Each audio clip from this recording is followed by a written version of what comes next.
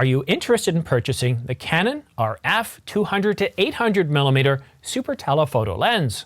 Perhaps you're waiting for detailed hands-on reviews of production models. Or perhaps you're trying to understand where this lens fits in, looking to the 800mm f11 or the 100 to 500mm. Well, then stick around after this short message as we dissect a recent review by Digital Camera World.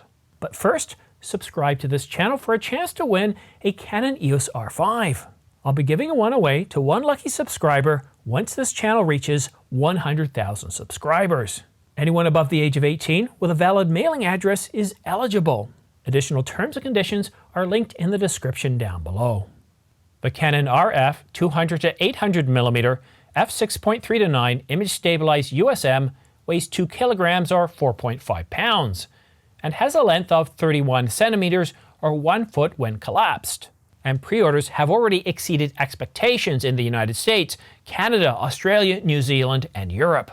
I've even pre-ordered the lens myself, but until I can do my own review, I, like you, have to rely on those lucky enough to have a hands-on review such as Digital Camera World's Gareth Bevan. But first, taking a look at the lens itself, it does get that white paint treatment, although the hood is supplied in black. And while it doesn't get that L series grade weather sealing, it is protected against minor dust and moisture, so it's able to withstand minor weather. Though rain protection is highly recommended, as very few of us trust even L series weather sealing to the elements. But let's address that weight. Gareth used the lens for over an hour and didn't find the weight to be cumbersome, saying that for its huge 200 to 800mm range, the lens is surprisingly light, at just over 2 kilograms. I was using the lens exclusively handheld for around an hour in my testing, and while attached to the Canon EOS R5, the weight was not really troublesome. Canon didn't do away with the autofocus toggle switch to turn it on or off, but there's also another toggle switch for stabilization. The Canon RF 100 to 500mm has 3 stabilization modes, which allow one to fine-tune stabilization depending on the shooting scenario. However, this option is missing from the 200 to 800mm, leaving you with simply one option: have it on or off. Sadly, Gareth didn't go into details about the effectiveness of the image stabilization. Suffice it to say, Canon provides 5.5 stops of image stabilization with the lens alone. Then of course, if your camera body like the R5 has image stabilization, well, you get that working for you as well. However, one thing we can assume is if you're shooting around 200 or 300mm, the effectiveness of stabilization is going to be a whole lot better than if you're shooting at 800mm. But now let's get to one of those questions that I'm sure most of you are really concerned about. What about the sharpness of this lens? Gareth said that in good lighting conditions, the lens delivers sharp results throughout most of the zoom range, although 800mm sharpness and contrast could certainly be a bit better in his initial tests. But this really shouldn't surprise any of us. With an aperture range of f6.3 to 9, this lens delivers its best results in sunny conditions, not at sunrise, sunset, or any other low-light situations. And some of you were definitely worried about the autofocus response. The good news is that Gareth found that it features lightning-fast and accurate autofocus, but it does struggle in dark conditions.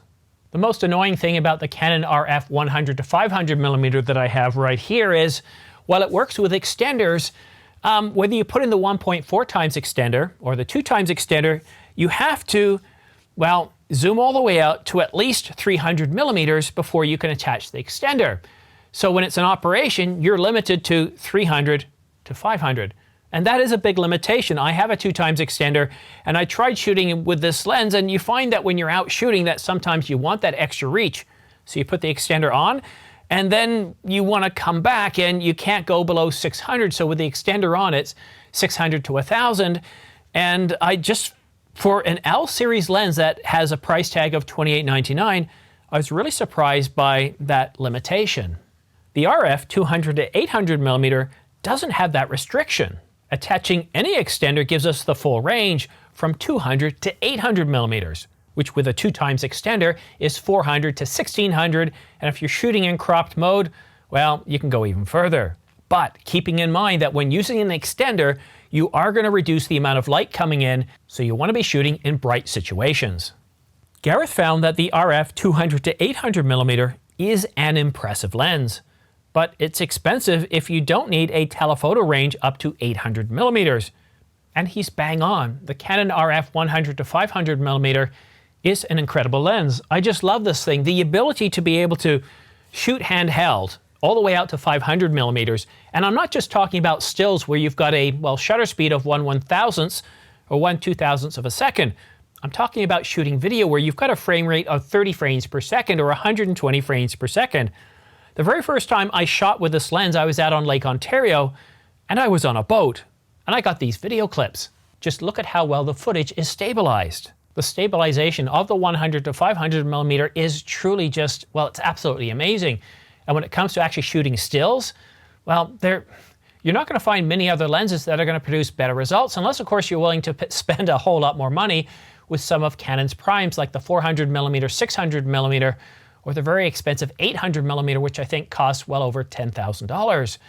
So if you're going to be shooting and you need to be able to shoot at aperture ranges above 600 millimeters, so 600, 700, and 800 millimeters, then, well, this lens is really your only other option in Canon's lineup, unless, of course, you want to go with the 800 millimeter f11 or spend a whole lot more on the 800 millimeter f5.6, which are fixed focal lengths. They're primes. They don't give you that zoom capability from 600 to 800 millimeters. Delivering 600 to 800 millimeters, it's the only affordable option in Canon's lineup. It has a faster autofocus system compared to the 800 f11, as well as a variable aperture range starting at f6.3 instead of f11, going all the way up to f54. I know what you're thinking. You might think that anything above f8 or f5, depending on the lens, reduces sharpness and should be avoided. And while it definitely reduces sharpness, that doesn't mean that you should avoid these focal ratio ranges. As a video shooter, a certain amount of blur is required between each frame. Too little or too much, and things don't quite look right. This footage is shot between f29 and f32 at 4K at 120 frames per second and yields pretty good results. Any blur isn't readily noticeable and the results are breathtaking. And I've got to admit, looks pretty good even with YouTube's excessive compression. The colors look great. The detail looks good too. Midtones, shadows, and highlights are all represented well without any clipping at high or low IRE levels. But the only question is, how will the Canon RF 200 to 800 millimeter super telephoto fare up in the same shooting? Well, unfortunately, this lens isn't supposed to ship until about the second week of December. And by the time we hit December here in Canada, well, the weather's going to be pretty bad. It's going to be, we're going to be dealing with pretty bad low light conditions. We're going to be dealing with a lot of bad weather. It's going to be cold. Not exactly ideal shooting situations for the falls, but if I get a few clear days on a weekend, I'll definitely head out there.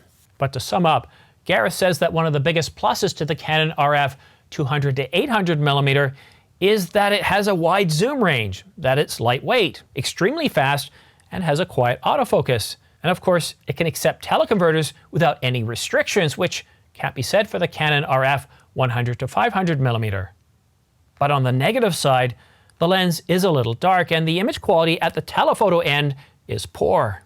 But I see the Canon RF 200 to 800 millimeter f6.3 to 8.0 image stabilized USM a little bit differently than Gareth. The RF 200 to 800 millimeter offers more detail than the 800 f11, a faster autofocus system, as well as a variable aperture, again, over the 800 millimeter f11.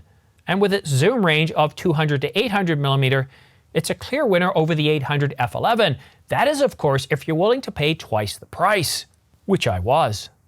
It's not meant to be better than the 100 to 500. It's meant to be better and more useful than the 800 millimeter f11. Think of this as a successor to the 800 f11, addressing most of its shortcomings. And judging from your comments, most of you agree, stating that you're selling your 800 millimeter f11 for the 200 to 800 millimeter. The RF 100 to 500 millimeter is better in most ways, with the exceptions that it can't reach 800 millimeters. And that's why I pre-ordered the Canon 200 to 800 millimeter.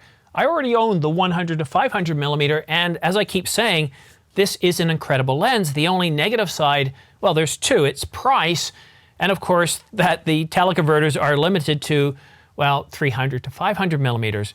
But other than that, it's a terrific lens. It really is good. And if you're looking at shooting between 100 and 500 millimeters, I really recommend saving up and purchasing this lens. But if it really is out of reach, well, then the 200 to 800 millimeter gives you everything with the exception of 100 millimeters, but from 200 all the way up to 800 millimeters. And the one thing that this doesn't give you, it doesn't give you anything north of 600 to 800 millimeters.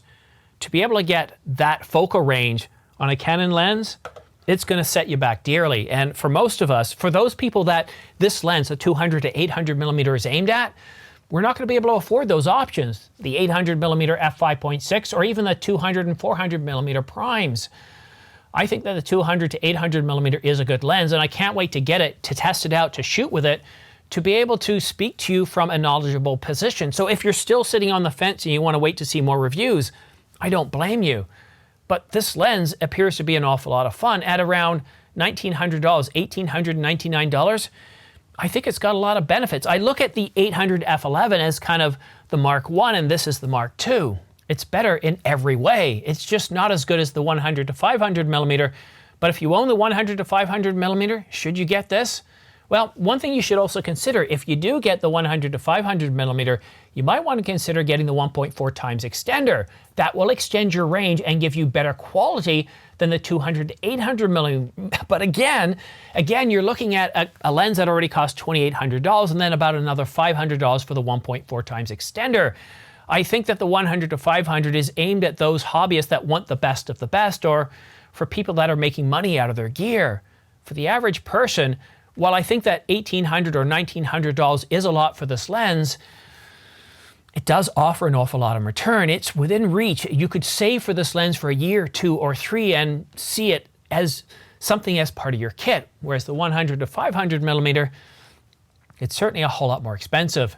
And if you're interested in purchasing this, please consider using my affiliate links down below, my pre-order links for the Canon 200 to 800 millimeter. I have it at Amazon.com, B&H, and Adorama. And for all of those of you that have already used my pre-order links, and I know there's been a lot of you, I'm absolutely shocked. There's something like over 65 of you that have used my pre-order links. Thank you so much. It's basically paid for the price of this lens, and it's going to help me purchase more lenses in 2024. So thank you very much. I want to wish you a very good weekend. We've got a really beautiful sunny day right now. That's why this video isn't coming out on Saturday. I want to enjoy the weather. I've got to rake up the leaves, get ready for winter, because any day now we could get dumped on with snow. But I want to say thank you very much to everybody who tuned in on the live stream, who've pre-ordered the Canon 200 to 800 millimeter. I don't know what it is. Maybe I'm getting hungry. It's almost noon here and I haven't eaten. I'm tripping over my words. But thank you very much for tuning in. Thank you very much for using my affiliate links and for subscribing and commenting. But that's it for now. Have yourself a great weekend, what's left of it, and we'll see you again soon.